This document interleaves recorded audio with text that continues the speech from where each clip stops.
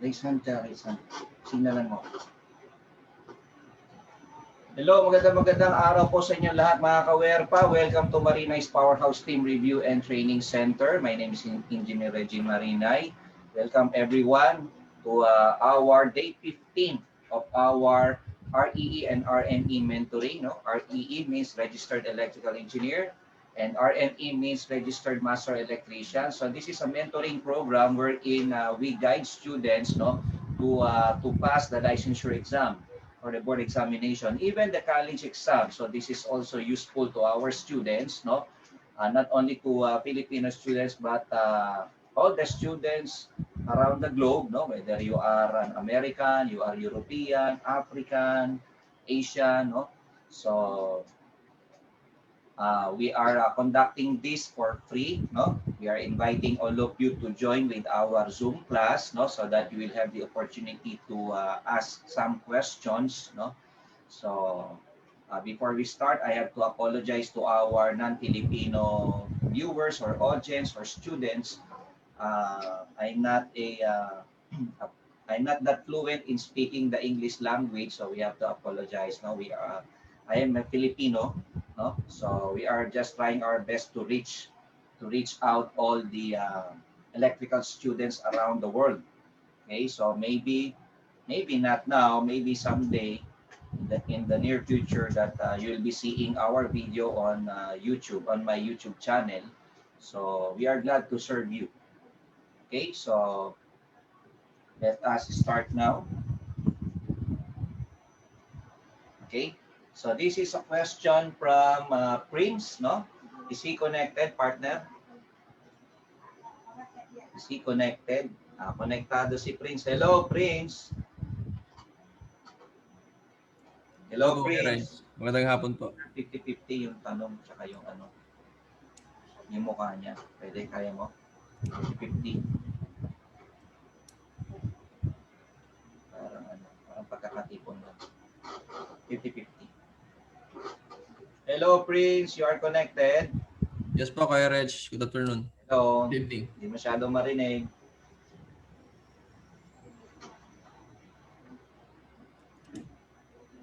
Prince. Ayan po, siya. kaya. Ayan siya sa kaliwa. Yan. Linaw ba? 50 mo. Okay. Hello. Yan. Okay na. Rinig mo ba ako dyan, Prince? Do you hear me? Okay, you send this question, no?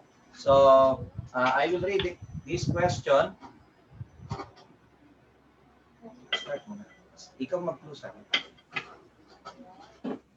Okay. So, this is a question from Prince, no? So, yan. He is connected online. Okay. So, this is his question about alternating current circuits. So, a sinusoidal current wave which has an effective value of 8 amperes has a maximum value of blank. So, we are given the following choices. Okay. So, I will discuss first the alternating current. AC. There is a sinusoidal current wave. No?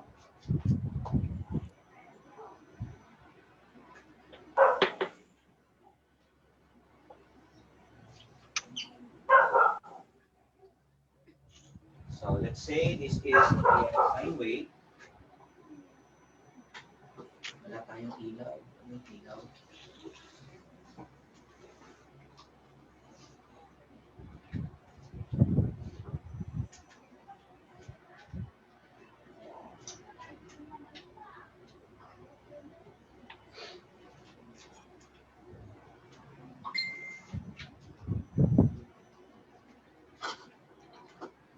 Okay, let's say we have a sinusoidal waveform here. We have a sine wave.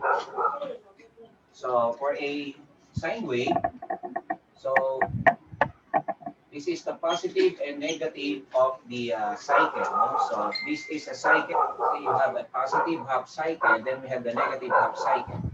So this is our positive peak. This is the maximum value, no? Positive maximum or positive peak value, then we have the negative peak value or the maximum value. So let us consider the positive peak value. Okay, so the positive peak value, so this is our maximum value. That's our maximum value. Okay, so we have, let's say at this point, at this particular point, we have what we call the RMS value, the root mean square value, the RMS or the effective value. So what is the root mean square? Root mean square. So our root mean square is equal to the maximum value. This is the maximum value divided by square root of 2. Okay, there. And there is a lower value, no?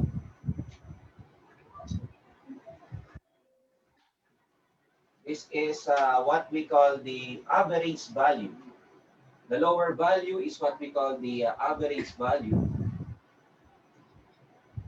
Average value, which is equal to 2 over pi of the maximum value. There. Okay.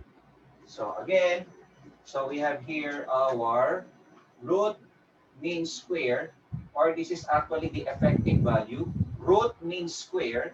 So this is the effective value. Effective value. So again, that is equal to the maximum value over square root of 2. So in decimal, so this is actually 1 divided by square root of 2. What is 1 divided by square root of 2? Okay, 1 divided by square root of 2. So that is 0.707. Okay. 0.707 multiplied by the maximum value. So meaning this is the 70.7%. 70.7% of the maximum value. That is our effective value. Is our effective value. So we have here our average value. So what is the average value? Okay. So we have here our 2 over pi multiplied by the maximum value. So what is 2 divided by pi? So we have 2 divided by pi. So that is equal to 0.6366. 0.637. We can make it 0.637 multiplied by the maximum value, or in percent, so that will be 63.7% of the maximum value. Okay? So, please take note of these two important formula in alternating current circuit. Okay? There.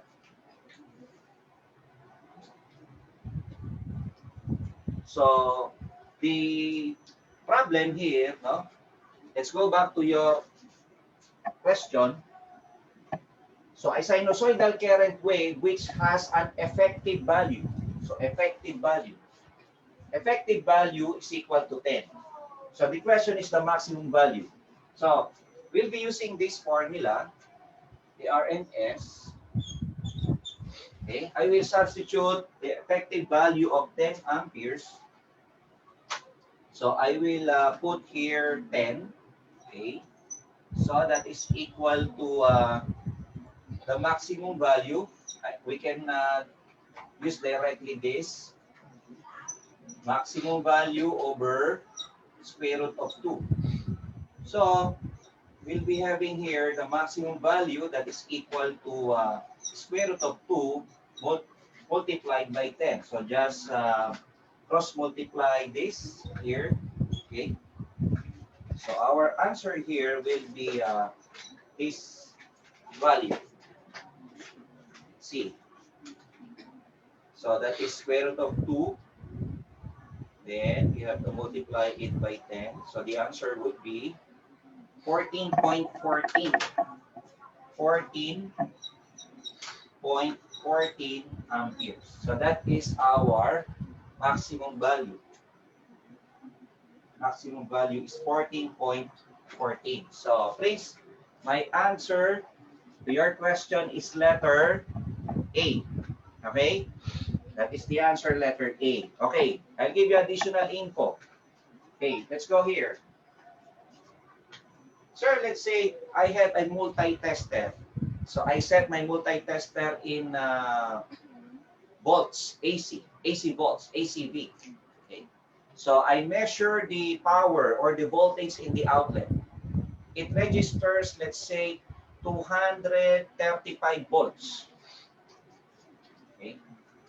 Sir, what is this 235 volts? Okay, that is the voltage measured in the outlet. Let's say you have your outlet here. Okay, then you have your multi-tester here,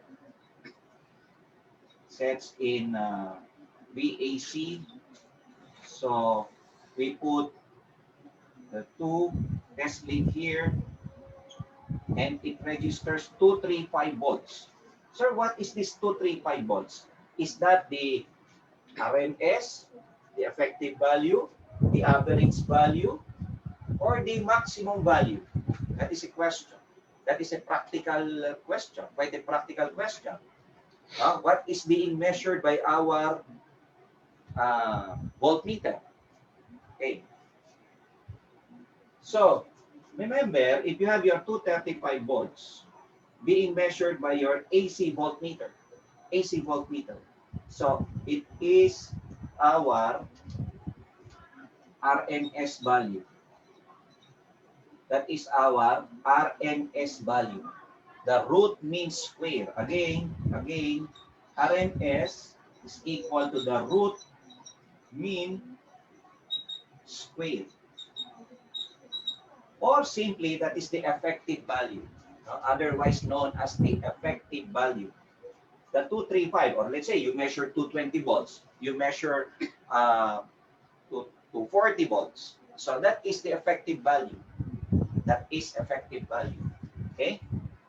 Say let's say, sir, I measure the voltage in my battery. Let's say you have a battery. Okay? You have a battery here.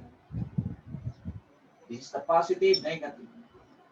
Then we have a multi-tester here set in VDC. Okay, of course, you have to put the positive here and you have to put the negative here. Okay. Then it registers 12 volts. Let's say 12 volts. Question, what is this 12 volts? What is this 12 volts? Okay. What is this 12 volts? That is actually the average value. Remember that the average value is also the same as the DC value. Okay? Please take note of that. And the RMS value is also known as the AC value. AC value. If we mean AC value, that is the RMS or the effective value. If we mean DC value, that is already the average value. The average value. Well, if you have your AC, of course, if you want to calculate the average value or the DC value of this AC waveform, the sinusoidal wave, so you just have to multiply the maximum value by 2 over pi or 0.637. There you get the DC value. Okay? So going back here, the RMS value is also known as the AC value. That is the AC value. And the average value is known as the DC value. That is the DC value. So please take note of that. No? Okay. AC meters measures The root mean square or the effective value. DC meters measures average value. All DC meters measures average value. All AC meters measures effective value or the RMS value. It's not the peak actually. Okay. Well, if you want to know the peak, of course, you have to do some calculations here. Okay. And there is an instrument that will show to you the maximum value, even that will show the waveform. That is known as the oscilloscope. That is known as the oscilloscope. Okay? Okay? You know oscilloscope, Prince? You know oscilloscope? It is an instrument. You know oscilloscope? Prince? No? Hindi pa, sir. Nabasa ko lang, pero Every color, every hue is represented by me and you. Kaleidoscope. Ay, kaleidoscope pala. I-edit mo yung partner. Hindi maganda. Okay. So that is no, oscilloscope that will show the waveform or the graph. Okay. So that is my answer to your question, Prince. No.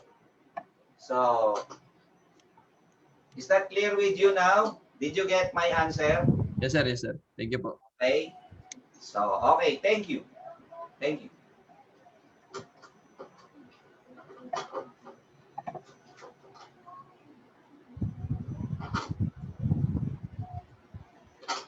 Okay, there is a second question from Mr. J. Beltran. Is he connected, partner? Okay, maybe we can check him in our Zoom class. Okay, anyway, so he sent this question to us, so I will answer his question, even though he's not connected here. So just in case another student has the same question. Okay.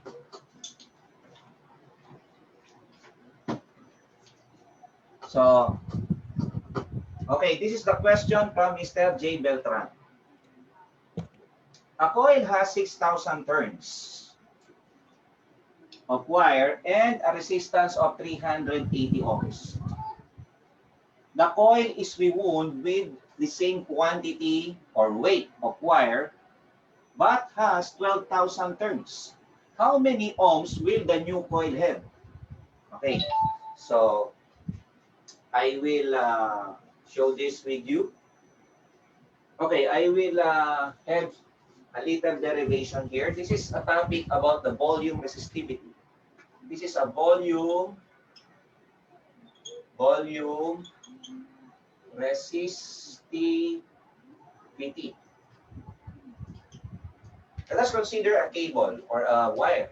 So we have a wire here. Okay, we have a wire. Okay, it has a certain volume. So our volume is, it's like a cylinder, right? No? Para rin siya cylinder. So that's equal to the, what is the volume of the cylinder here? Okay, so that's equal to the area, that is the cross-sectional area, which is a circle, okay? And then multiplied by the length. Because this is the area, has a certain area here, cross-sectional area, then it has a certain length. No? This is the length of this conductor. Okay? So we have a formula, by the way, for resistance.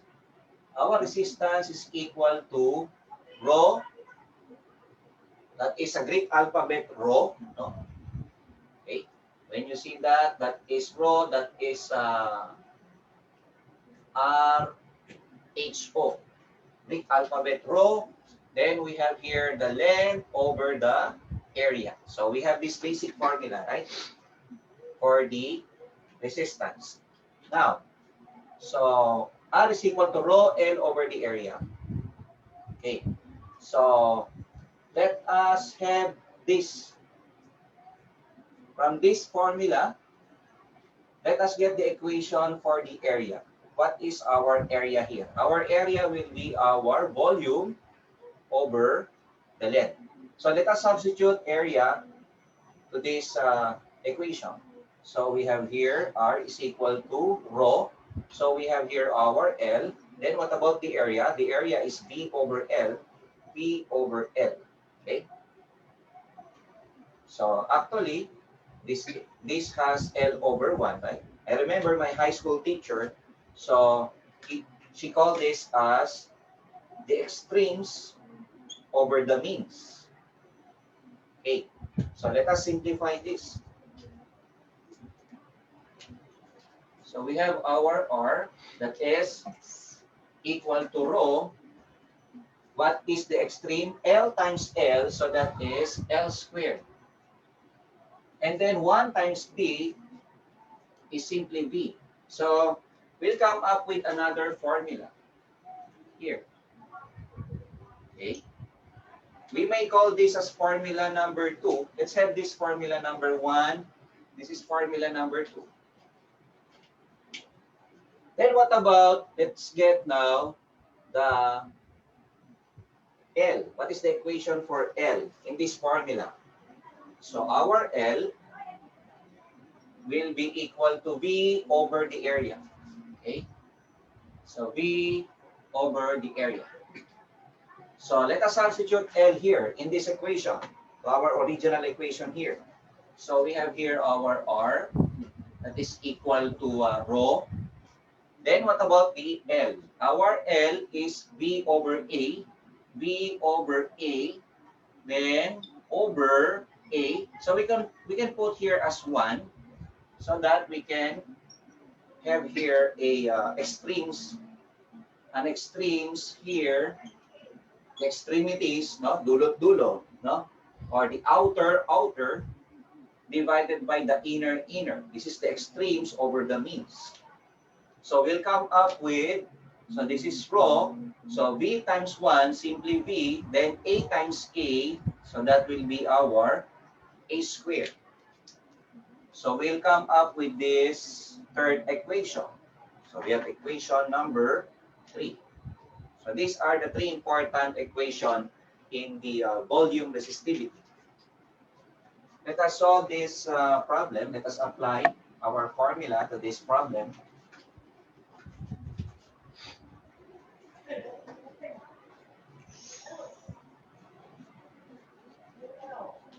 So we have a coil, no? It has many turns of coil. This problem, so we have here 6,000 turns.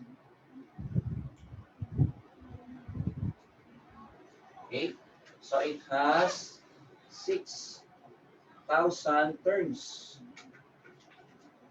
Okay, then it has a given resistance of 380 ohms. Let's say for the first case, 380 ohms. And then this coil is rewound. Okay, maybe it is being stretched and it is rewound. But now, 12,000 turns. Too many turns here. There. So we have 12,000 turns.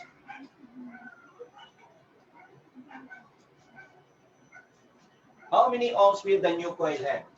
So we have here our R sub 2. That is the question. Now, what formula are we going to use? Let's take a look at our formula 1, 2, and 3 here. Okay? So, anong formula gagamitin natin dito? Okay, we'll be using this formula number 2. What is formula number 2? So, our formula here will be R, that's equal to rho L squared over V. There. Okay? So, please take a look here to our formula. Okay? Rho, resistivity, square of the length, then we have the volume. Okay. Actually, the resistivity, this this conductor is also this conductor, vice versa. No? We are only talking of one conductor here. Okay? So, of course, no, this is the resistivity, okay? And the volume, since we are only talking to one conductor, that is constant. Constant. Now, we have here our R that can be represented by KL squared.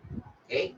So in here, you will see that the square of the length is directly proportional to the resistance. Okay? The square of the length is directly proportional to the resistance. Here. How to set up now the equation here? So they are directly proportional. So I will put first R sub 2 over R sub 1. How we set up the equation? Okay, so we have to put a square here because of the square here in the L square. So I will put here L and L. So they are directly proportional. No? Always remember, no? When is the parameter directly and inversely proportional? It is directly proportional if that is numerator. And the volume here is inversely proportional because this is the denominator. Pag nasa ibabaw, directly proportional. Pag nasa ilalim, inversely proportional. Okay, klaro ba yon? So please listen carefully. Since we are setting up the equation or the relation between the resistance and the length. No? Since it is on the numerator, nasa ibabaw siya, no? So that is directly proportional. Directly proportional. So if this is 2, this must be 2. If this is 1, that must be 1. So 2 to 1, 1, meaning directly proportional. If we have 2, 1, 1, 2, that is inversely proportional. No? That is reverse. Baliktad yun. No? Okay. So, let us have this. We have our R sub 2 over R1 is already 380 ohms. So, that is equal to length 2 let us just represent that by the number of turns. The length 2 is 12,000 turns. Okay. Then the length 1 is 6,000, the initial. Okay. We can make this as L1. This is L2. Okay. So this is 6,000 turns. Then we have to square it. Then we just have to cross multiply the 380. Then manipulate this using our calculator.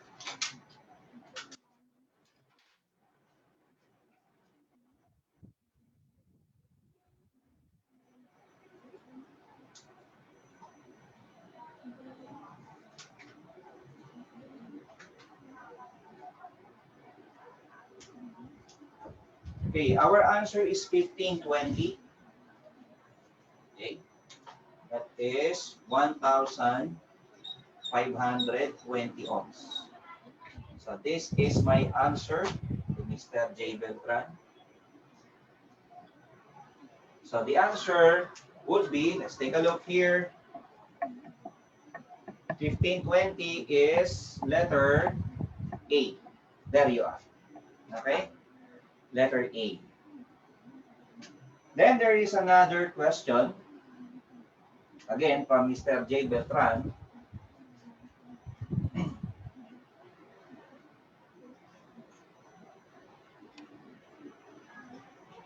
Okay, here's a question from Mr. J. Beltran again.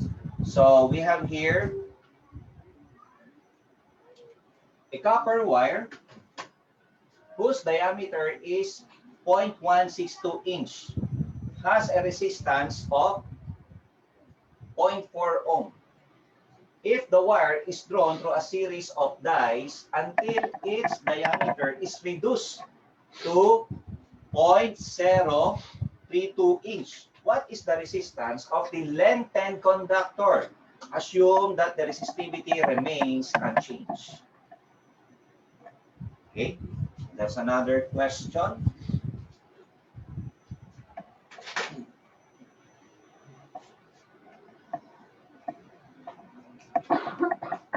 Okay, so in cable manufacturing company, no, they have what we call a wire drawing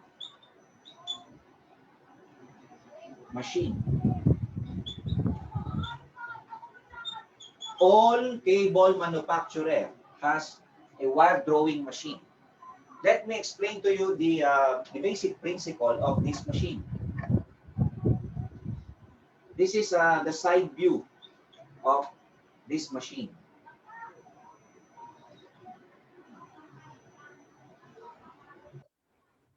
So we have here a conductor. Let's say this is the diameter of the conductor. We are going to input this conductor here. That is the input side, the left side. And then you will see here the output. Okay. This conductor is also this conductor. The output is also the input conductor here.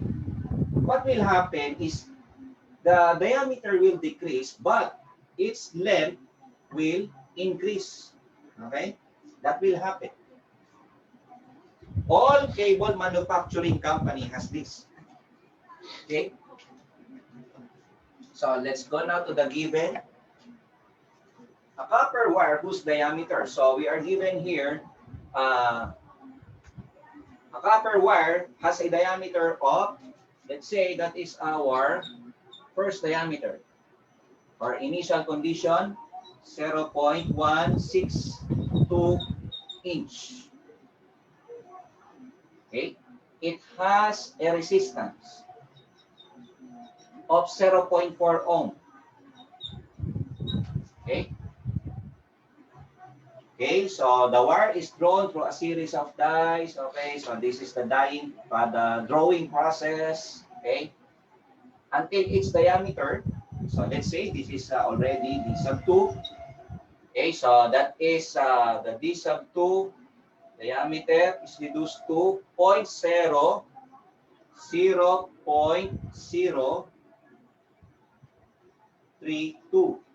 inch.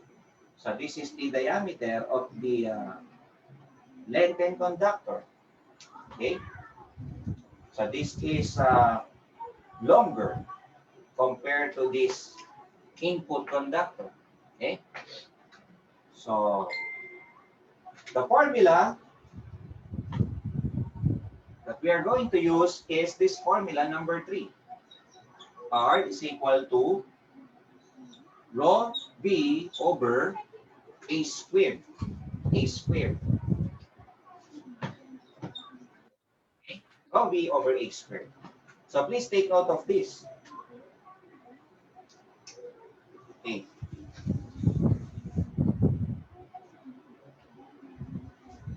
Rho V, okay. I correct this. This is rho V. This is volume. Rho V over A squared. That is our formula number 3. So basically, they have constant volume. Okay? They have constant volume here. So you will see our input conductor here. The first condition, we have this diameter. Okay? Theoretically, they have the same volume. Okay? The volume of this conductor is also this conductor. Although in the actual process, of course, you will see some powdered-like particle of the conductor, because practically this will go to a series of dies. No? Okay, okay. So there will be some portion of this conductor. I mean, is practically the volume will reduce here. But there's no, it's not given in the problem. So it's right to say that theoretically the same volume, okay? So this is constant, the volume. The resistivity is also constant, no? Because let's say this is a copper, no? This is also copper, of course. No? It will not happen. This is copper. This will become gold. Wow, maganda yun. That's nice. Okay? So it will not happen. Okay? Your input is copper. This will become gold.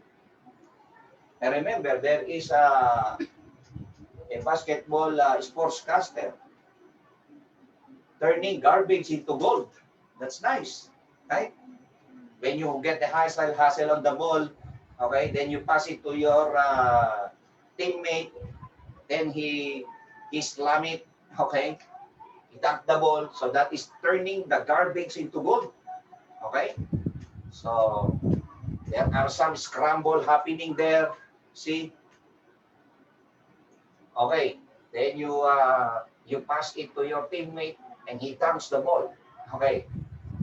So this is a copper. This is also a copper. So meaning the resistivity never change. The same material. So this can be represented by a constant K. Now, we can have now this formula. Resistance is equal to constant K over A squared. A squared. Now, question. What is the relationship of the area to the resistance? The square of the area. Directly or inversely? Directly or inversely? Can I talk to somebody? Hirap magturo ng ganito, lang kausap. Inversely po, si Kuya Rex. Sino? Sige, ipakita mo para sumikat. Okay, pakita natin. Sino ba yung sumagot? Si? Arnel Tayag. Okay, Arnel, I have question. Yes, sir. Based on my discussion previously, Yes, sir. what is the relationship of the square of the area to the resistance? What is the relationship? It is inversely proportional, sir. Pakita ba yun sa Facebook Live? Pakita ha? O, pakita. They are what? Again, please? Inversely proportional, sir. Inversely proportional. Why? Speak in English. Because the area is in the denominator, sir. Okay, because the area is in the denominator. Nasa ilalim, no? Tama, no, Arnel? Yes, sir. No? Okay, Yes, sir. Very good. Palakpakan naman natin si Arnel dyan, no? Ayun. Sige. Okay. Thank you, Arnel. So, they are inversely proportional. How to set up now the equation? Let us set up the equation. So, the equation would be, we have here, I will have first R sub 2 over R sub 1. That is equal to, okay, I will make this as a square because of the A square.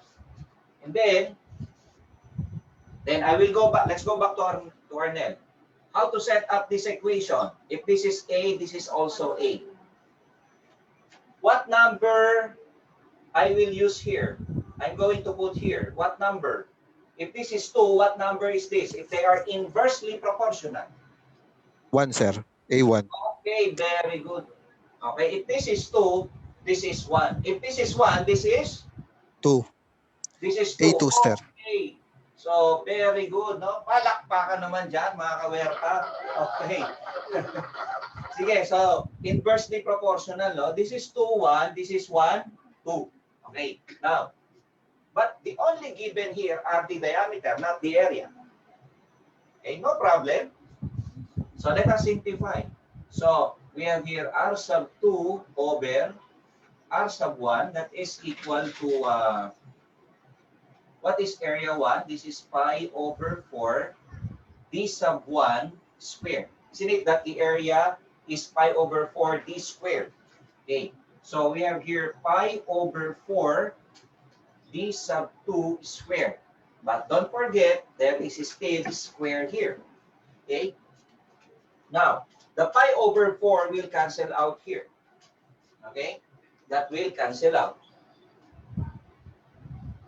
Okay? So, what will be left here is, I will write here, we have R sub 2 over R sub 1, that is equal to D sub 1. This is D sub 1 squared over d sub 2 squared. But don't forget, there is still squared here. So what are we going to do here? By algebra, so what will happen here? What will happen here? Okay, by algebra, you have to multiply this. Okay, so what will happen is we'll be having d1. What is 2 times 2? 2 times 2, so we have 4. So we have, again, in the denominator, 2 times 2. Okay? Take a look at the exponent. 2 times 2, so we have another 4. So this is d sub 2 raised to 4. Okay. Again, by algebra, so this is R2 over R1, that is equal to d sub 1 over d sub 2, that is raised to 4. So that is raised to 4. Okay? So let us just substitute. Okay, substitute natin ha. So we have here R sub 2 over R sub 1. Anyway, R sub 1 is given already to be 0.4 ohm. I will just put here 0.4 ohm. So that is equal to, what about the D1? D1 is 0.162. Our D sub 2 is 0.032. That is raised to 4. Okay, so just manipulate it and cross multiply this. Okay, the 0.4. So we have now R sub 2 that is equal to, okay, let's get this, solve this.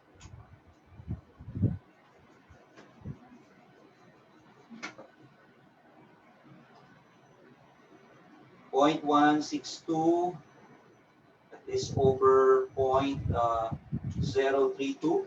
Okay, that is raised to 4. Okay, then we have to multiply it by 0.4, and that will be 262.736342. So that is my answer in my calculator. Okay,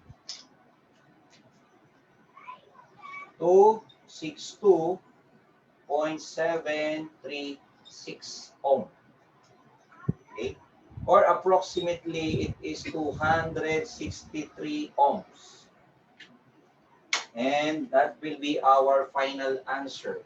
Okay, what letter is this? 263 ohms. The answer would be letter, there you are, letter C. Okay, that is our answer. Okay, thank you, Mr. J. Beltran, for that question.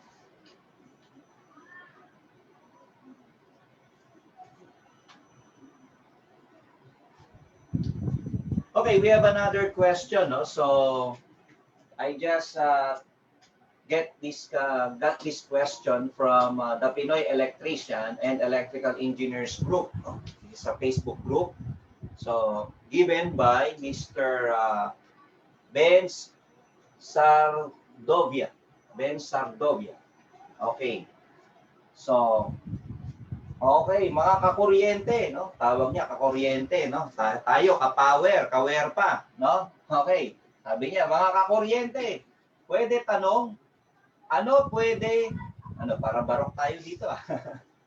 Okay lang ba na 20 ampere breaker at number 12 na wire gamitin ko sa aircon na ito?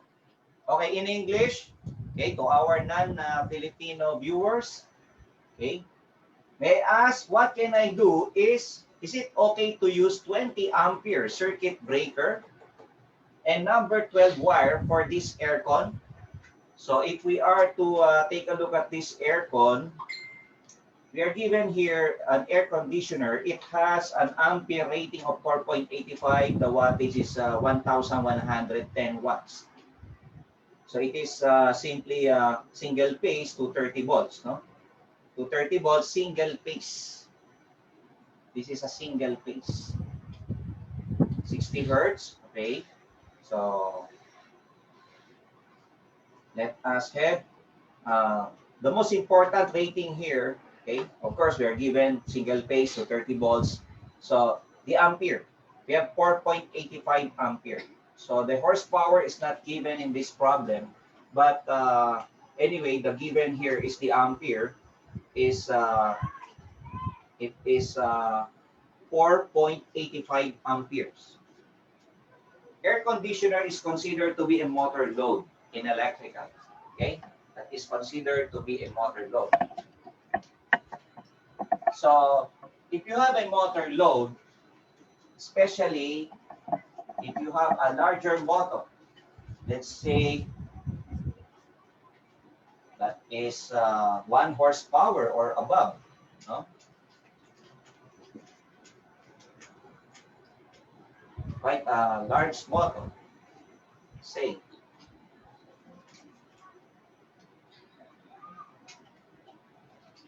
Even if you have a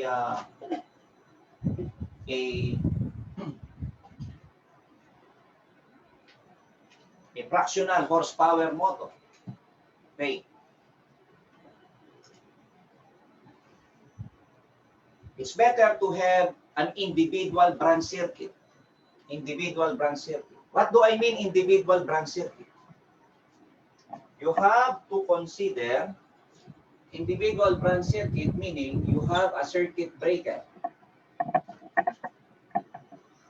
for your air conditioner that is considered to be a motor load.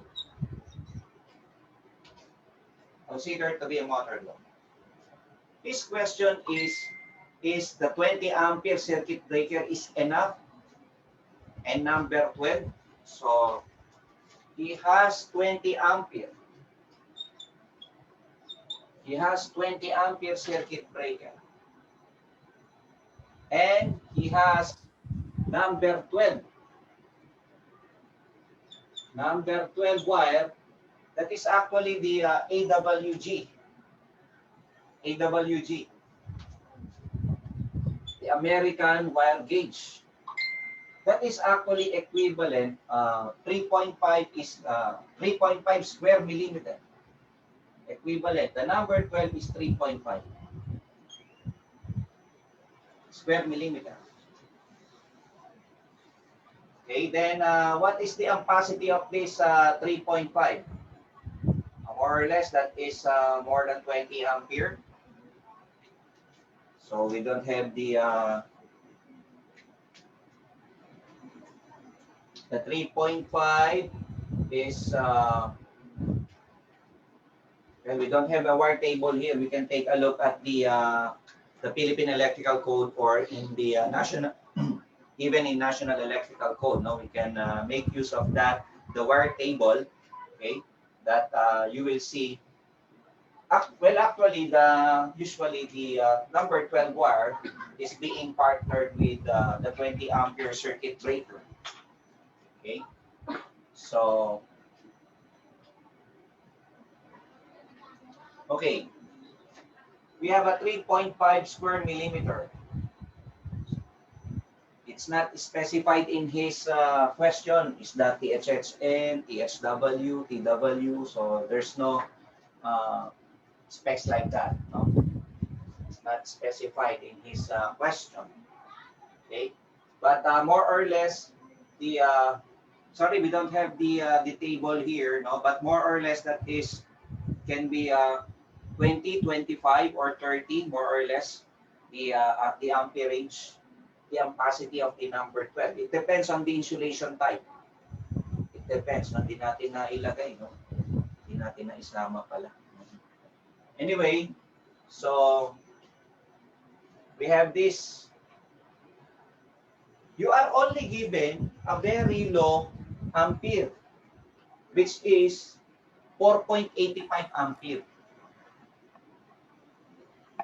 It's only 4.85 ampere. So So you are given here the watts. What is the horsepower?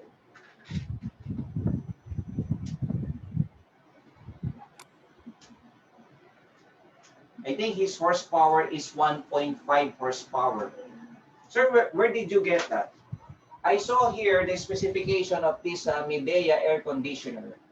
So it has a wattage of 1,110 watts. Let's go over with that wattage. Actually, that is the power. 1,110 watts. If I'm going to convert this into horsepower, so 1 horsepower is equal to 746 watts. 746 watts. So let us divide this. 1,110 divided by 746. So the answer would be 1.487935,657. So approximately it is 1.5 horsepower. This motor is 1.5 horsepower.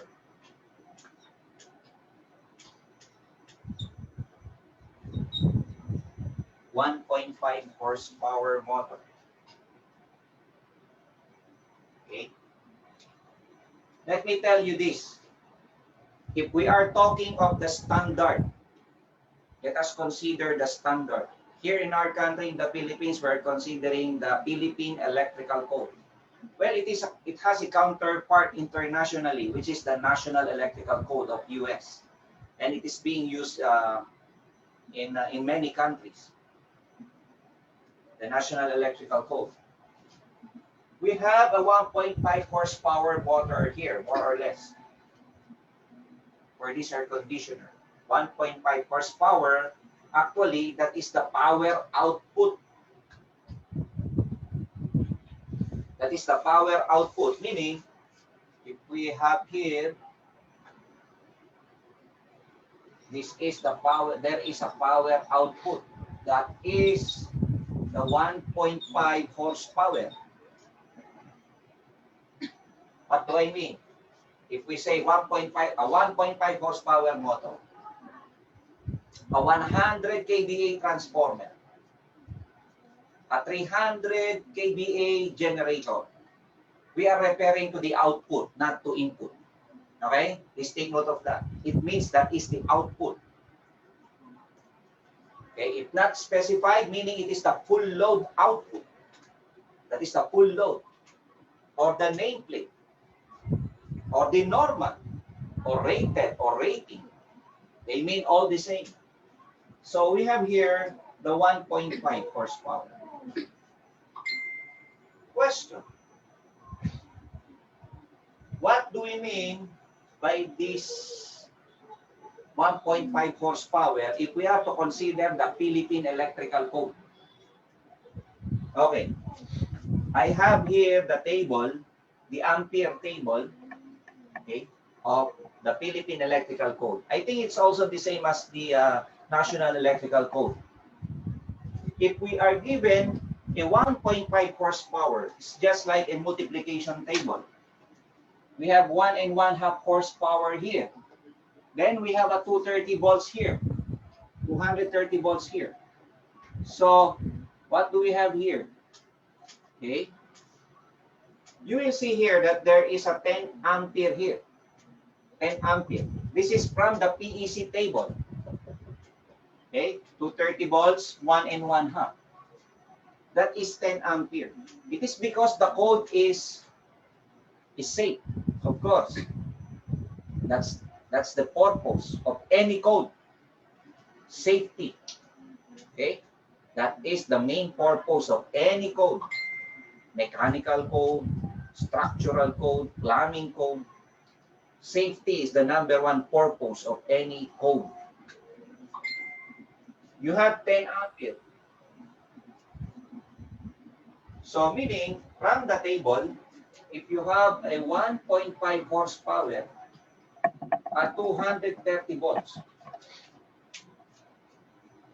from the PEC, so you will have the 10 ampere? Let's take a look here. Take a look here. So we have here 4.85 ampere only. But sir, in the nameplate, it's only 4.85. What are we going to use? Is it the nameplate? That is 4.85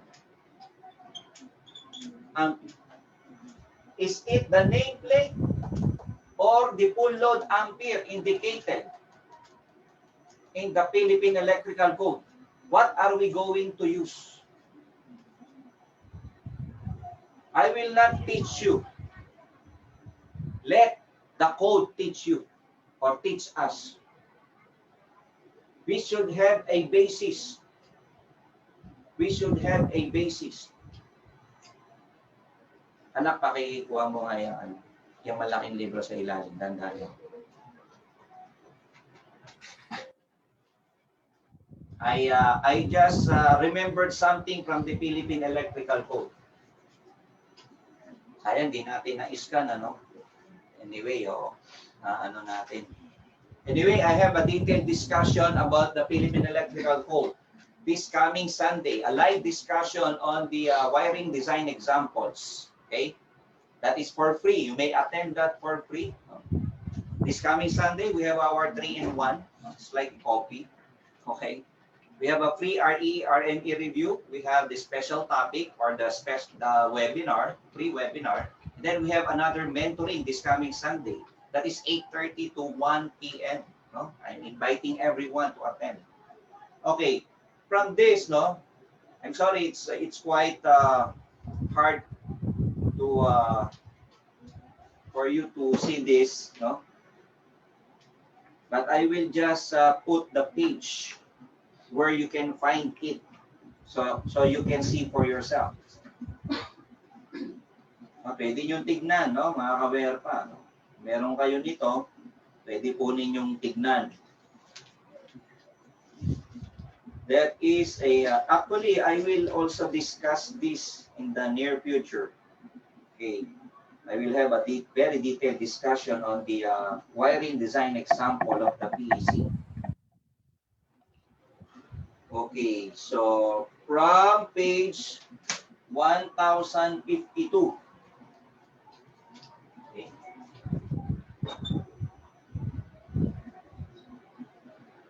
From page 1052 of the Philippine Electrical Code 2017. Actually, it's just they have the same example in the PEC 2009. Just the same. In here, I don't know if you can see this one. So I have to apologize. Sana makita, no? Hindi yata, partner. Ito. In here, the example is 25 horsepower, 3-phase. So, tanggalin mo kaya yung ano, hindi ko makita. Yung tao. Okay. This one. Ito, nakikita ba to? Ito, mga aware pa. Anyway, you can take a look at page 1052 of the PEC. The example, that is example D9. There is a given a 25 horsepower motor 3-phase. Okay, in sizing the conductor, he uses the 34 ampere, which is indicated in the PEC table. No? In sizing the branch circuit conductor, and also in sizing the fuses, he uses the 34, and sizing the circuit breaker, the code uses what's on the table, not what's on the nameplate. So, sino susundin natin, mga kawerpa? No? Eh, kung ako ang masusunod, susundin ko tong code. Hindi pala ako masusunod. I will follow what is written, kung anong nasusulat. Okay? So I will follow what's on the standard. Okay? I will make use of the standard. Okay? Then, mas magagaling ako sa mga author ng libro na yan. Ako, alala ko, meron akong ganong kakilala. No? So, pero tayo, for all of us, okay, maybe not all, okay, we have to use this because this is our Bible. Don't you know that? Many PEE treated the code as the Bible of the electrical practitioner. No? This is our standard.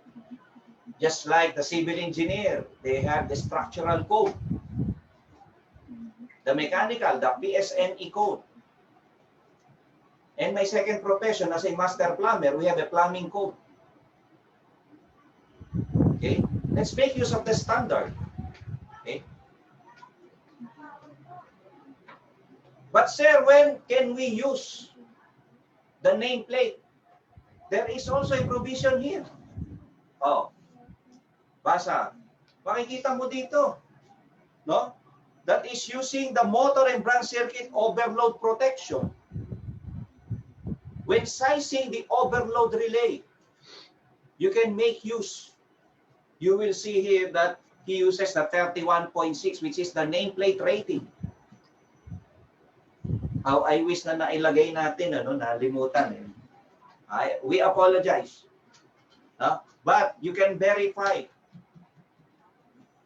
from the code, even in the National Electrical Code. There are many similarities of the NEC with the PEC. Many similarities.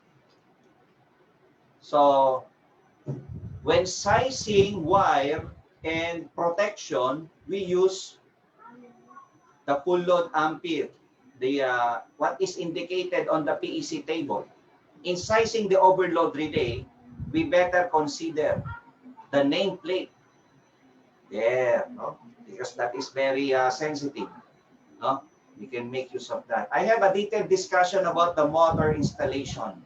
That just around 1 hour discussion of this. No? So maybe you can watch this in my channel. No? You will just type Reggie Marinay and motor installation. Then you will see my lecture there. Okay. So what are we going to use here, sir? Of course, what is being provided by the code? What is being provided by the code? The 10 ampere. We have a 1.5 horsepower. We have the 10 ampere. Ito gagamitin ko. Okay? I will use the 10 ampere here. Okay. The 10 ampere, let's just talk about first. Let's have first the wire for the conductor. Okay? For the conductor, the wire. Or the branch circuit conductor. Or the branch circuit conductor. How to size the branch circuit conductor?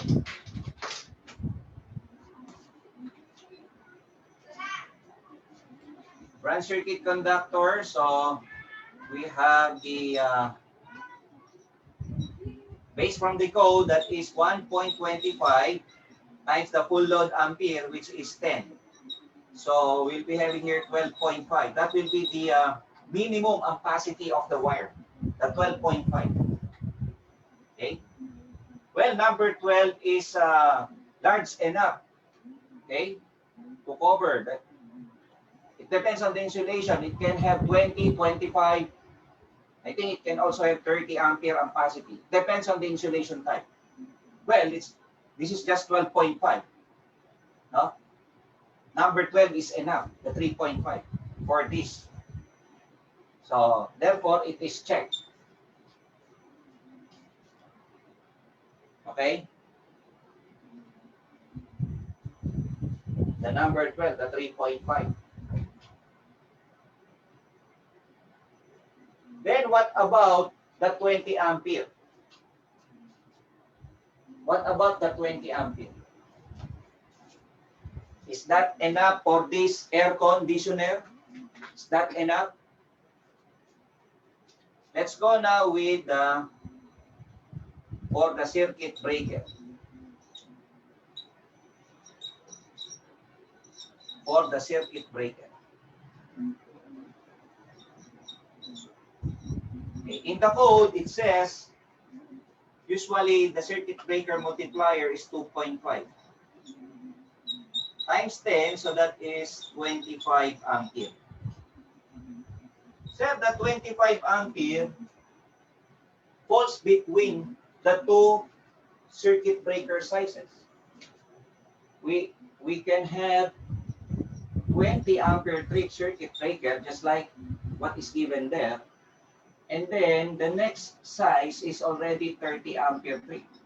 What circuit breaker are you going to use? But you calculated here the 25 ampere that is between the two. What are you going to use? This question here is it okay to use 20 ampere?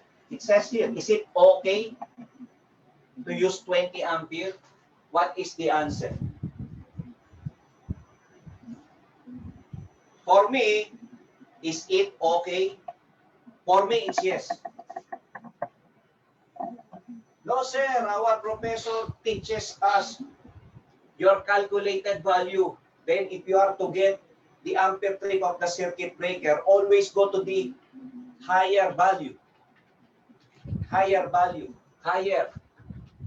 Compared to what you calculated. Here.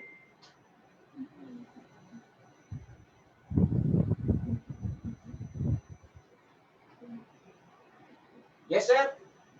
Can you use 20 but you calculated 25 ampere? Can you use that? Yes, it can be. That can be. Again, kaya lang nakalagay sa PEC kasi. Hindi pala natin na isama.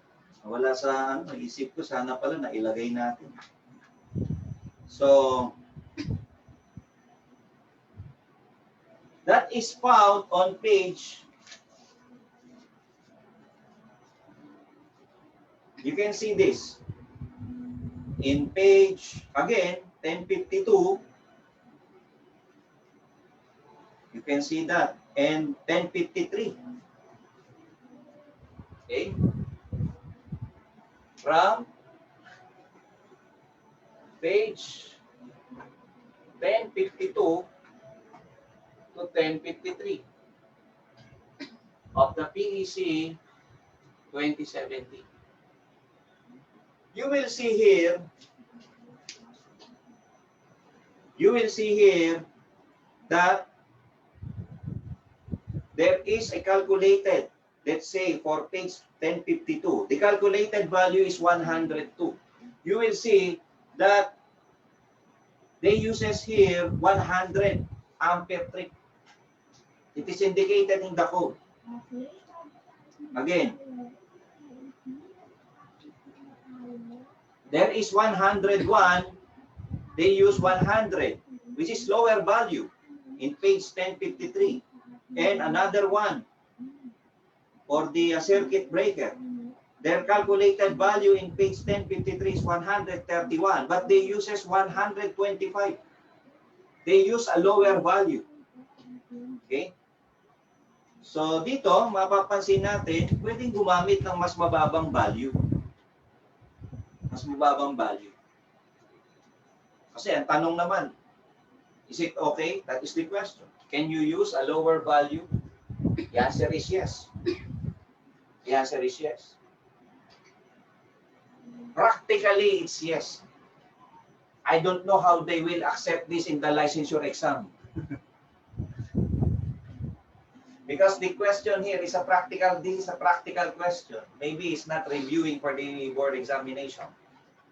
Sir, what about if that is in board examination? The usual is you go to the higher value. That is the usual. But in the actual practice, you can use a lower value. No? Remember, we are only talking of 10 ampere based on the PEC. But practically, we are talking of 4.85 ampere only. Nakita nyo? Kung tutuusin, ito talaga lang ang kuryente niya, 4.85. No? Okay? Kung yan ang gagamitin mo, if we are going to use 4.85, so 4.85 times 2.5, let's say, no, naglaro lang sa isip ko, oh, that is only 12 ampere. You have your 20. There's no 12 ampere circuit breaker. Because the PEC is very conservative, meaning there is allowances. May pasobra siya. May pasobra siya. Sir, can we also use a lower value in sizing wire? No. That's the difference. Hindi ka pwedeng sa wire, dapat yun na yung minimum mo. Kasi maliit lang ang multiplier ng Y, 1.25 lang. So, no. That is the minimum capacity. Meaning you can go higher. Larger wire is better. There are so many advantages of using the larger wire. Well, that's very, ang haba nun. Siguro mga 45 minutes yun pag pinaliwanag ko. No? Maybe you attend to my design special webinar in electrical design. You can use a larger. Because I remember when I was working, our consultant, they use 3 steps higher, 4 steps higher. I saw 6 steps higher, meaning this size is already enough. Then they will go up in the table. They will go higher sizes. They will use higher square millimeter of this conductor. There are so many reasons for this. To shortcut, lower voltage drop, okay? So you will have a low loss, power loss. There is a loss reduction. Of course, there is increase in efficiency, okay? That will increase the load voltage if you are using the larger size of wire. Lower power input. Lower power input, okay? Lower energy input, and eventually it saves money. How is this? You attend my lecture webinar on electrical design. I'll explain that video in full detail. Okay. So, for me, can you use the 20 ampere? For me, if you are asking me as a practitioner, let's say, I will use. But in the licensure exam, wherein theoretical is very important, use the 30 in the board examination. Okay? Yung tingin ko naman, malabo na lumabas sa board exam ito, no? Yung ganitong tanong, no? Ano kasi siya, sumakto siya sa kalahati. That is exactly at the middle of this. Okay? So that will be your choice now. In the actual practice, you have an air conditioner. We have the 20. Let's see. No, kung nagtitrip-trip yan, no? If the circuit breaker keeps on tripping, do not use that. It becomes hot, do not use. But as far as I'm concerned, we are only talking practically of 4.85 ampere. The 10 ampere is just an allowance from the PEC. I am answering from the point of view also of a practitioner. Okay? Okay? You are considering the licensure exam. What is the choices? Of course, I will choose 30 if I am going to consider the 10 ampere here.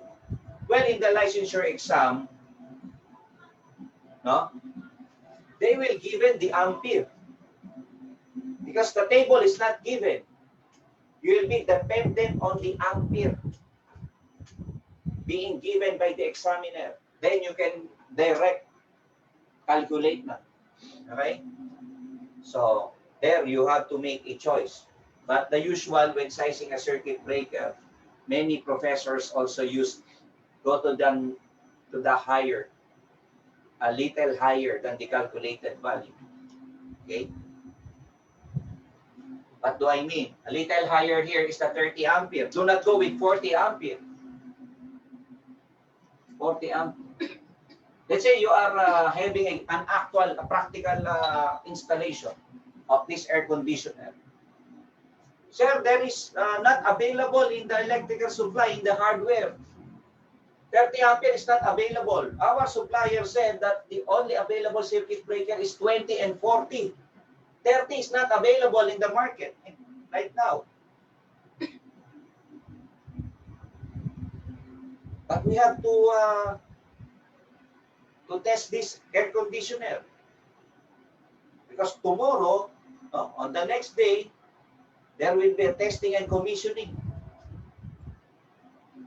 So, what are you going to use? The 40 or the 20? If you will ask me, I better use the 20 compared to 40. It's quite hard to explain this in a very limited time. No? I need more time for this. Maybe if you want to attend my design class, we'll have more of this. Okay. And you can also attend to my free webinar this coming Sunday. We have some discussions on the wiring design example of the PEC. Let me give you my version. Okay. There are many engineers giving a lecture about this. No? It's just that the way of delivery and the way we interpret the code, that will make a difference. Okay. So that is my answer to this. This is actually a practical question. Okay. Thank you.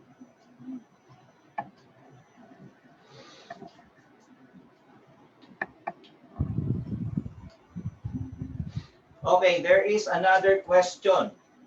So this is another practical question. But we can learn something from here. That's why I choose this question. No? We learn something from here, from this question. From Pinoy Electrician and Electrical Engineers, no? From, what's this? How you pronounce this? Oxaleb, Rineba, Lenra, what's that? Is this Arnel? Avenir, Velasco. Uso kasi yan, binabaliktad yung mga pangalan, no? Parang tayo, Kawerpa. Okay. Okay ha, mga Kawerpa. Nakikinig pa ba kayo dyan? Ha? Okay. Sige ha, tuloy natin. There is a question here. Master, just asking, can I have 20 ampere for two 1.5 horsepower? This is a motor, of course, no? Thank you. It's asking for respect. Okay, so can I have 20 ampere for two? This is 2 AC. 1.5 horsepower.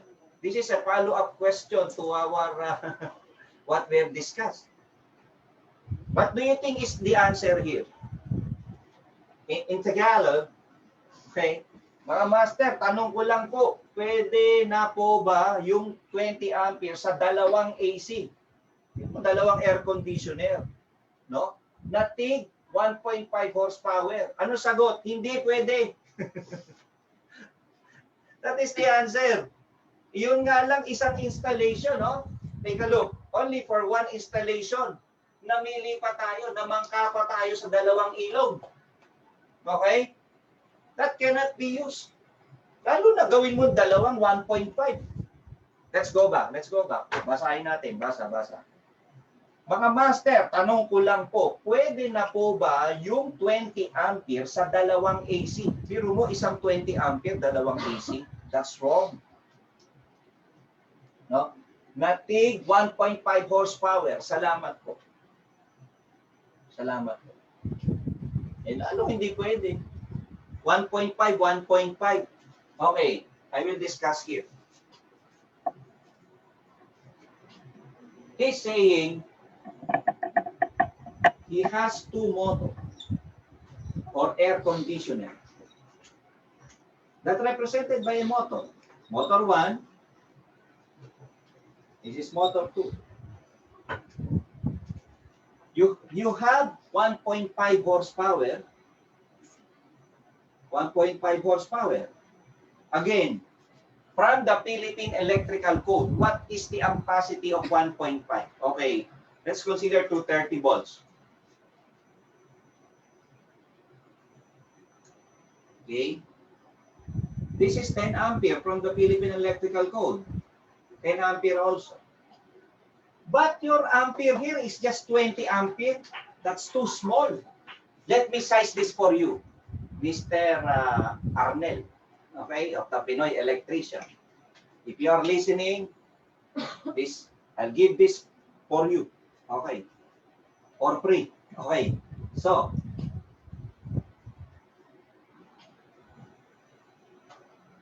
what should be the size of this? What should be the minimum size of this? I am 100% sure this is wrong. It cannot be used. Okay? Cannot be used. How to size the circuit breaker here? That is what we call the feeder protection. The feeder protection, FP, feeder protection, i-close up partner. That is simply equal to the largest protection, LP, okay? LP means the largest protection. Okay?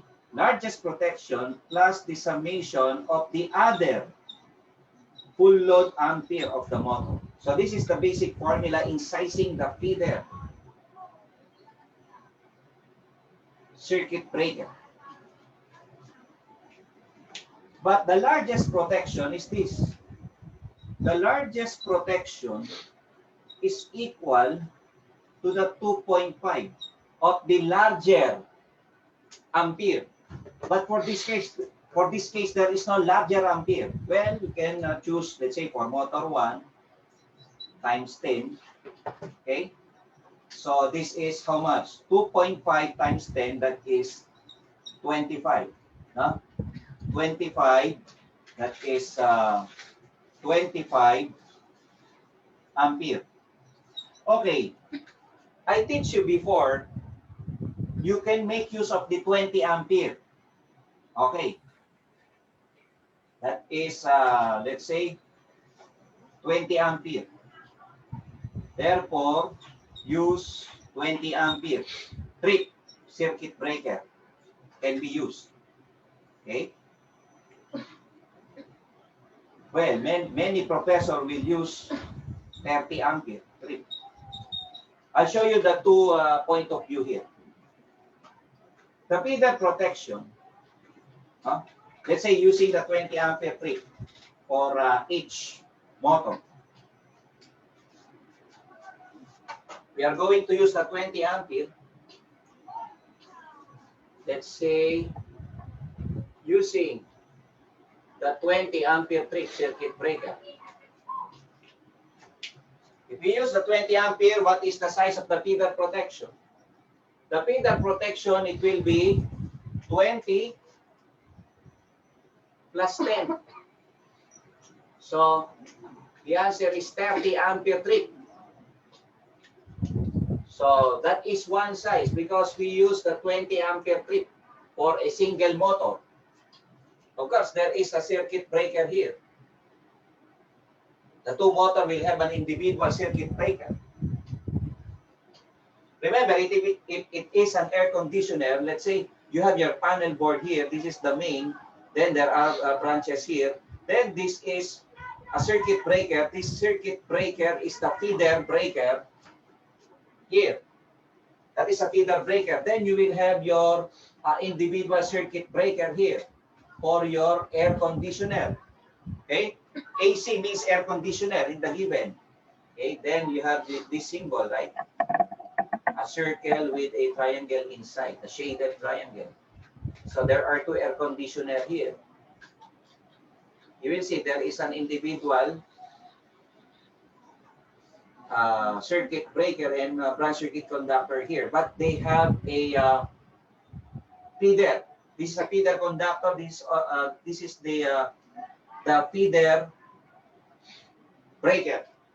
That is the feeder breaker.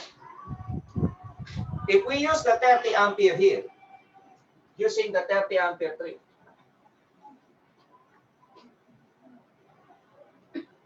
what is the feeder protection?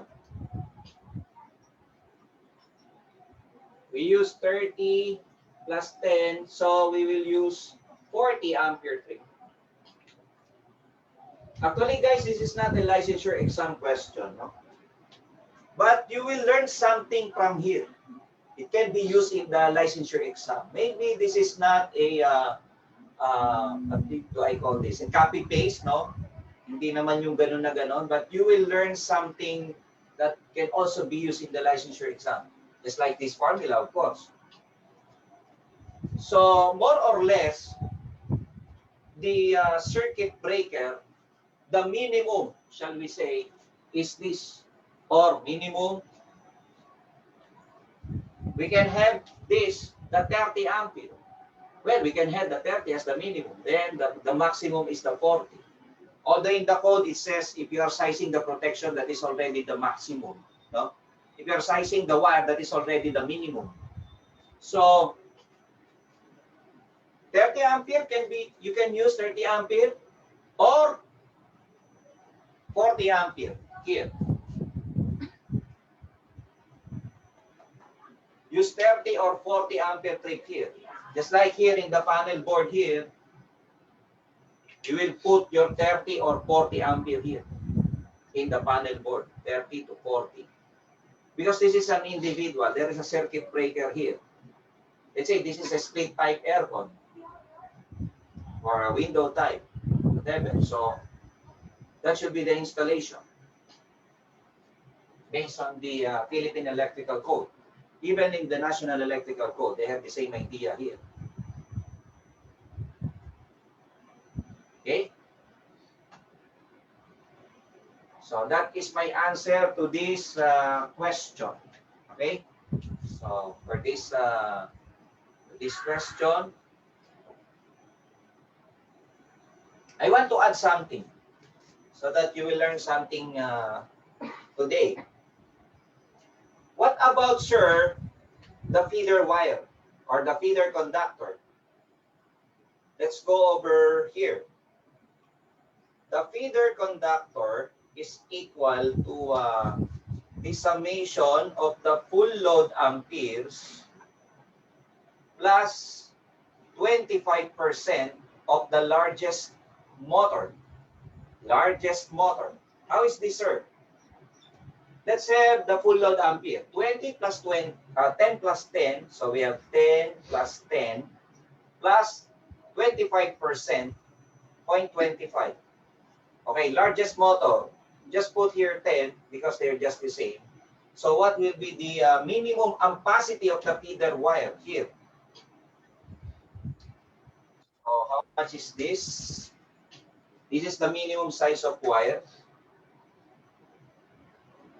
So that is 20 plus 2.5, 22.5. That's the minimum size ampacity of the wire you're going to use. 22.5. So ampere. Minimum size, you can use 3.5 square millimeter here, no? Well, it's better you use the next larger size, 5.5. And the 3.5, you use here the 3.5. for the individual motor. Okay? So the 3.5, 3.5, and in here 5.5. That's a better electrical design. Okay? A larger size of wire is better. That's better. A larger size of wire. It's quite hard for me to explain those ideas. I'm sorry. It's already 7 p.m. here. So we still have another question to discuss. Okay, so that's my answer to this question. Thank you.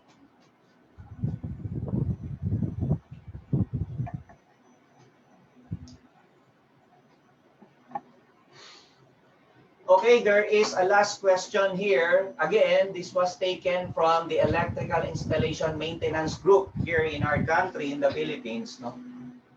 Okay. From Ash here M. Vladimir. Okay, from Ash here. No? Hirap ng mga pangalan nila. Okay? So, hirap din kasi. So, pwede po ba magtanong? Nagtanong ka na no? Huwag mo na itanong kung pwede. Oh. So, mga master, okay, ano po ba ang pagkakaiba ng demand factor sa power factor? Okay? Sabi ni Asher. In English, may I ask, masters, what is the difference between demand factor and power factor? That is totally a different thing.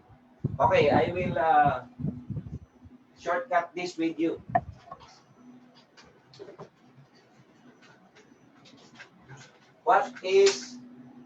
I will discuss first what is power factor.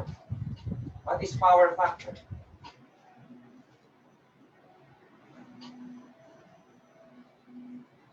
Let's go over here. What is power factor? Okay, from alternating current circuits, what is power factor? Power factor is equal to cosine theta. Power factor actually has so many, it has one definition, that is cosine theta. But the theta here has so many meaning. This theta. This theta is the theta in the three very important triangle in alternating current circuits.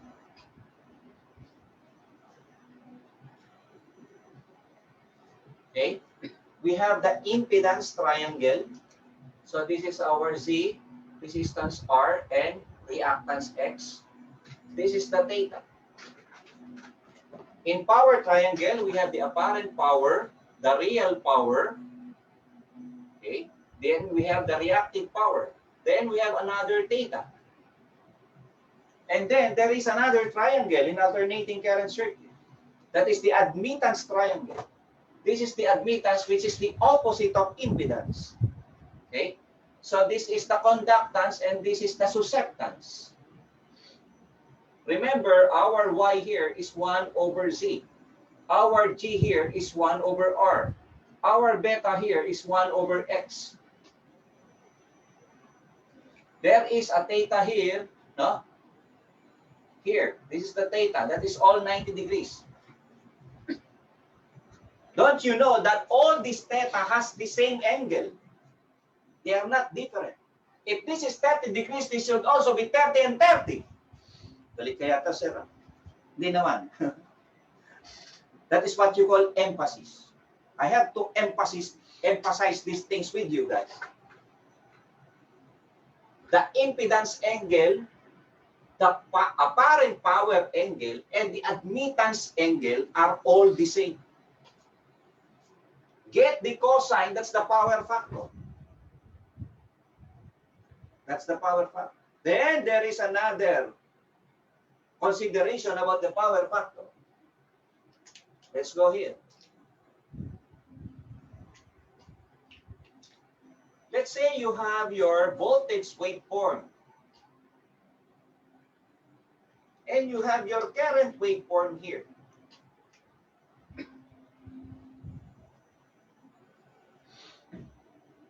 That's your current waveform. Considering the starting point of this waveform, the starting point for the current, this is the starting point for the voltage. You are to get their phase displacement. Let us get their phase displacement. Considering the distance between the two starting points. What is the starting point? It is the point wherein the next point is going to the positive direction. What do I mean? What do I mean? If you have your waveform like this, question, is this a starting point of this waveform? From left to right? No, this is not the starting point because the next point is already negative here. The starting point of this waveform is this point. Then the next point here will become positive. That is now the instantaneous value. That is the positive and the negative value. Now, looking at this, this is our theta. That is our theta, which is the difference. That is the phase displacement between the voltage and the current. Okay? That is the power factor. Take the cosine. Take the cosine of the phase displacement between, take a look here, the voltage and the current. They have the theta here. If this is 30 degrees, this is also 30 degrees, 30 degrees, and 30 degrees. All of them are 30 degrees. But it doesn't mean they have the same magnitude here. Doesn't mean like that. They have all the same angle only. Not necessarily the same magnitude here. But of course, there is a certain proportionality with that three. What do I mean? Mathematically, let's say if you have a large triangle here, okay. See, let's say you have this triangle. Let's say this is your impedance triangle, or this is your power triangle, this is your admittance triangle. See, they are all similar triangle, but they have the same angle, isn't it? They have the same angle. Just get the cosine theta. That is the power factor. That is my answer to the power factor. But sir, what do you mean by demand factor? That is totally a different thing. What is a demand factor? Okay. You can make use of this in the licensure examination. No? Pwede lumabas to sa board exam, ha, mga kawerpa. What is demand factor? I have a note here. You can screenshot this. No? What is demand factor? Demand factor, it is the ratio of the peak load to the connected load. Demand factor is the peak load. Peak load meaning that is the maximum load. Let's say you have a load graph, no? There is a time that it has a peak load, no? Mataas yung konsumo ng energy mo, kuryente mo. There is a peak load. Okay? Ratio of the peak load to the connected load. What is the connected load? What is connected load? Connected load, that is the sum of all loads. Okay? Installed or connected to the system. That is connected load. That is the ratio of the peak load to the connected load. Meaning that is the ratio of the maximum to the all the connected load. Let's say how many kilowatt all this load has. Let's say all this load has let's say it has 10,000 watts, all these loads, or 100,000 watts. Then there is a peak load that has 80,000 watts. So you divide. If that is expressed in energy, in kilowatt hour, it can be calculated. Anyway, the energy is just power times time. So you can have here the maximum kilowatt or kilowatt hour divided by the total connected kilowatt hour. Energy or power, you can make use of this formula. The demand factor is the ratio of the peak load to the connected load. It is being used in the power plant engineering and also being used in the electrical systems design. Because they are assuming that you will not, in incising the wire and the circuit breaker, you will not all the loads here on a simultaneously. You will not operate all of them na sabay-sabay, no? You will not use it simultaneously. So maybe you can have a 0.6, 0.7, 0.8 multiplier. Well, the purpose is to reduce the size of wire. Mas mura kasi, mas maliit na wire. Thereby reducing also the size of the circuit breaker. There are designers doing that, introducing a demand factor that is in electrical design. And then also in the power plant engineering, of course, they are considering the load growth, no? The load graph, I mean, there is a load graph. Wherein you will see that this is at this time, let's say at 1 o'clock or at 3 o'clock, this factory uses that there is a peak load at 3 p.m., okay, divided by the total energy of these loads. That is demand factor. Diba? When we are sizing wires breaker, no, minsan may makikita kayo 0.85, 0.7. So ang katwiran kasi doon, no, the reason for introducing demand factor is you will not use all the loads simultaneously. Even in our house, no, in our home, you can put a demand factor in doing the electrical design because there is an outlet, so too many outlets. You will not use all of them simultaneously. That's why you are introducing a demand factor. Okay? Para makatipid, no? For economic reason, that's one. Okay? But anyway, I saw a ratio here. Okay? Power factor can also be a ratio. Let me complete this. Let's go back for the power factor. Let's go back here. Nakita ko kasi may ratio yung demand factor. Pwede ka rin maglagay ng ratio dito. What is cosine theta? So, katoa, cosine is adjacent over hypotenuse. In the impedance triangle, it is R over C. In the power triangle, it is P over S. In the admittance triangle, it is G over Y. Okay? So, it is the ratio of the resistance to impedance, also equal to the ratio of the real power to the apparent power, also equal to the ratio of the conductance to the admittance. And that completes my answer.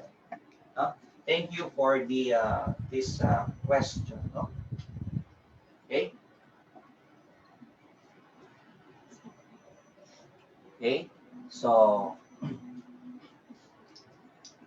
that completes our Q&A portion. Na-off mo na. Na-off mo na. Yung FB po yun. Hindi, na-off mo na yung portion na yun. Okay. Okay, let us read some comment of our viewers, no? Okay. Yata nababasa dyan, ha? Kita ba? Okay, close up natin konti. Okay, mga kawerpa at sa ating mga Facebook viewers, no? So, bigyan po natin ng konting time yung ating social media reaction. Ito po yung mga comment ng ating mga viewers, no? Sa mga nanonood ng ating video sa YouTube, sa Facebook, no? Ito po ang kanilang mga komento galing kay Junkel Levantino. Salamat po sa video na to. Ngayon lang ata nagkaroon ng EE topic tutorial na Pinoy ang nagle-lecture. Di magtatagal, dadami ang subscriber nyo. Thanks you po. Okay. Galing kay Arzad Makawyag. Thanks for this video. The concept was explained well, sir. Power. Not. God bless, sir. Thank you. Thank you, Powerhouse. Galing kay Terps Daroy Magbanwa. Great interaction with you, Kuya Reg. Looking forward to save some amount and enroll in this December's special webinars. Andre Saberon, maraming salamat sa magandang advice sa amin. Sana ay marami pa kayong maturuan na students. Power! Galing kay Donna Joy Acevedo. I remember she was our student. Pumasa ako sa RME at REE 2015 dahil sa tulong ng Marinais Powerhouse Team Review and Training Center. Thank you po. God bless you more. Galing kay Andrews Eclevia. Salamat po sa life lessons and experiences, Kuya Res. Laking tulong po para sa aming lahat ng itinuro nyo. Na-appreciate po namin mga estudyante, mga free seminars na binibigay nyo. Ingat po lagi and more power. Galing kay Marky Heraldo. Thank you, sir, for video tutorial. Dapat talaga laging nasa standard and follow the PEC, lalo na ang mga professional practitioners. Watch more video tutorials and don't forget to subscribe to Reggie Marinay, like and share.